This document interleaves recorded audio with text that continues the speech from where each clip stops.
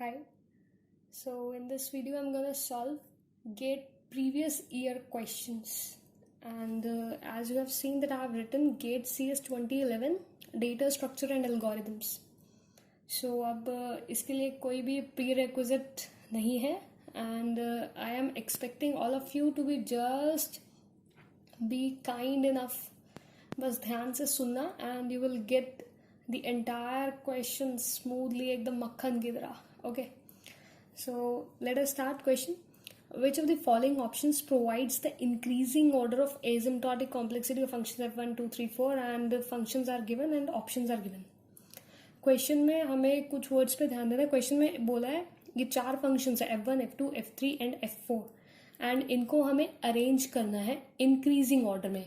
Increasing order mean सबसे पहले सबसे छोटा, देन उससे बड़ा, उससे बड़ा, उससे बड़ा.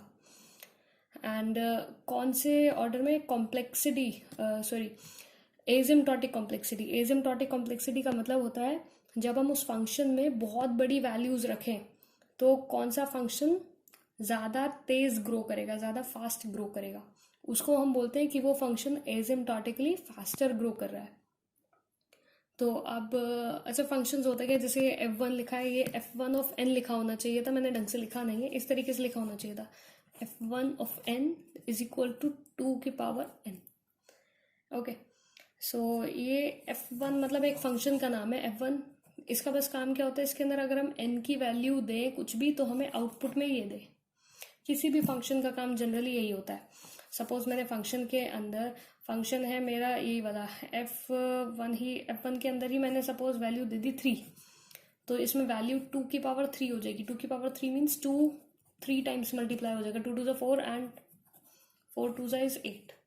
तो फंक्शन क्या है, इसके अंदर हम एक इनपुट देंगे और ये हमें एक आउटपुट देगा. इनपुट मतलब कोई भी हम वैल्यू देंगे n की और ये हमें उस n की वैल्यू को पुट कर देगा और ये हमें आउटपुट में क्या देगा, जो भी वो आंसर आएगा उसको पुट करके. ओके, तो ये वाले सारे फंक्शंस हैं 1, 2, 3 एंड 4. इनको हमें अरेंज करना है. अब सारे फंक्शंस को देखो अजीब अजीब से लिखे हुए हैं, इनको पहले ठीक करके लिख लेते हैं. फर्स्ट f1 है 2 की पावर n, 2 की पावर n, इसको ऐसे करके लिखेंगे. ओके, सेकेंड है n की पावर 3/2, n की पावर 3/2. 3/2 मीन्स 1.5, तो उसको मैं लिख सकती हूँ 1.5 को कैसे लिखूंगी, एक पूरा n और एक आधा n. आधा n को n रूट n लिख सकते हैं. 3/2 क्या होता है, 3/2 मीन्स 1.5. 1.5 हो गया तो एक पूरा n और एक आधा n. इसको ऐसे भी लिख सकती हूँ मैं और n की पावर 3/2 भी लिखा रहने दे सकती हूँ. f3 पे आ जाओ. f3 है n log n. n multiply हो रहा है log n के अंदर. ओके, एंड फोर्थ फंक्शन है n की पावर log n, n की पावर log n. तो ये चार फंक्शंस को हमें कंपेयर करना है. तो सीधा सीधा अगर इनमें से दो फंक्शन मेरे को कंपेयर करना हो इजीली, तो सबसे पहले मैं उठाऊंगी ये वाला फंक्शन, क्योंकि दोनों सेम फॉर्मेट में है. ये n की पावर 3/2 है और ये n की पावर log n है. ओके, तो इन दोनों को सबसे पहले मैं कंपेयर करने वाली हूँ f2 एंड f4 को. f2 versus f4. f2 है n की पावर 3/2 और ये है n की पावर log n. बेस तो सेम है, n सेम है. पावर कंपेयर करो, पावर जिसकी बड़ी होगी वो फंक्शन ग्रेटर होगा. 3/2 तो फिक्स हो गया, 1.5 ये तो एक कांस्टेंट हो गया.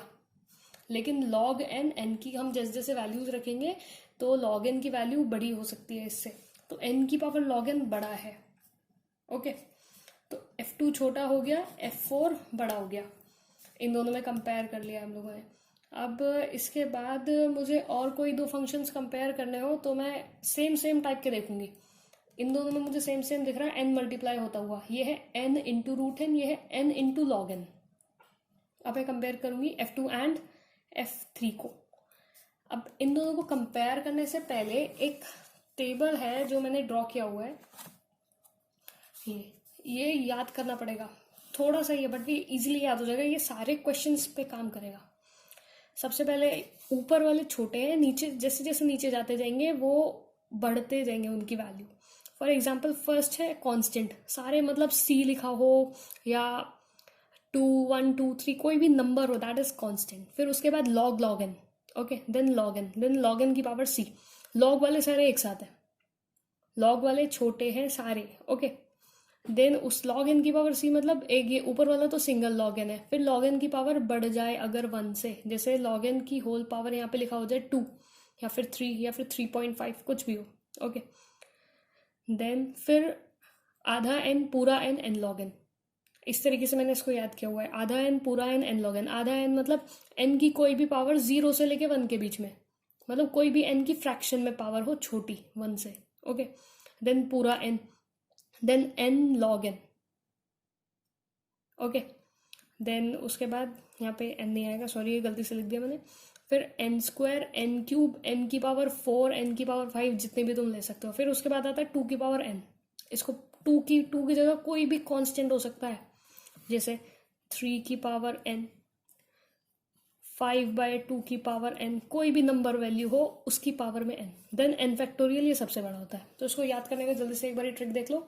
स्टार्टिंग में लॉग एन वाली टर्म से तीनों लॉग लॉग एन की पावर सी, फिर उसके बाद आधा एन पूरा एन एन लॉग एन, आधा एन पूरा एन एन लॉग एन, फिर उसके बाद एन स्क्वायर एन क्यूब बड़े हैं, फिर 2 की पावर एन है लास्ट में, और सबसे लास्ट में एन फैक्टोरियल, ओके। तो अभी जो हमने क्वेश्चन देखा उसके अंदर हमें किस किस को कंपेयर करना है, लॉग एन को और रूट एन को। अभी चेक करते हैं वापस, ये रहा, किसको कंपेयर करने वाले थे हम, F2 और F3 को, एन रूट एन और N log N, N root N और एन लॉग एन, दोनों को कंपेयर करना है। दोनों साइड एन मल्टीप्लाई हो रहा है, वो तो सेम चीज़ है, कैंसिल कर दो। अब बचा सिर्फ रूट एन और लॉग एन कंपेयर करने के लिए। क्या बताया था, लॉग एन सबसे छोटे होते हैं, तो सबसे लॉग एन छोटा हो गया, रूट एन बड़ा निकल गया, तो ये एन रूट एन वाली टर्म बड़ी हो गई किससे, एन लॉग एन से। और एन रूट एन वाली टर्म कौन सी थी, F2, ओके।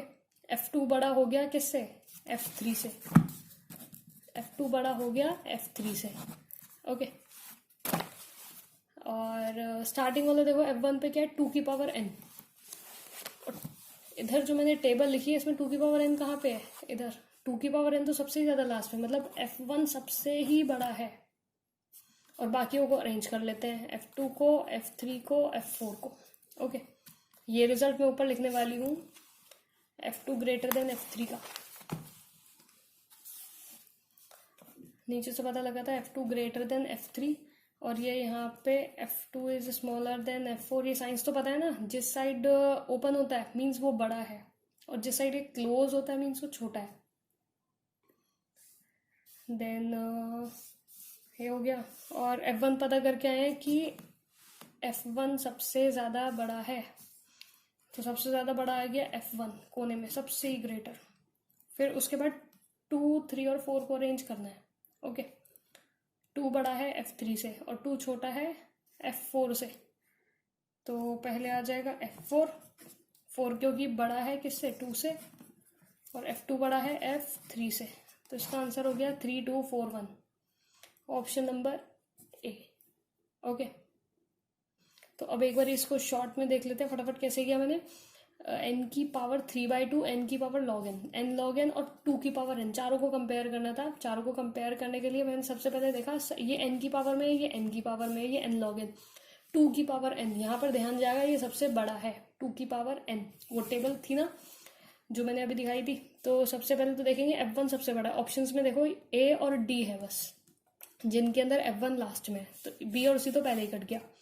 अब A और D के अंदर हमें कंपेयर करना है 3, 2, 4, 2, 3, 4, मतलब बेसिकली कंपेयर कर, 4 भी फिक्स है, 2, 3 और 3, 2 में कंपेयर करना है। 2 और 3 को देखो, n की पावर 3/2 और n log n, n की पावर 3/2 मतलब n की पावर है 1.5, उसको मैंने रिजॉल्व कर लिया n और एक आधा n, एक पूरा n। 1.5 का मतलब क्या होता है, अगर तुम्हारे पास 1.5 रोटी है उसका मतलब क्या है, एक पूरी रोटी और एक आधी रोटी, तो ऐसे एक पूरा n और एक आधा n, और n log n। इसको मैंने कंपेयर करना पीछे सिखाई दिया कि ये है n रूट n और इधर लिखा है n log n, n से हो गया n कैंसिल, दोनों साइड जो सेम चीज़ है उसे कट कर देते हैं।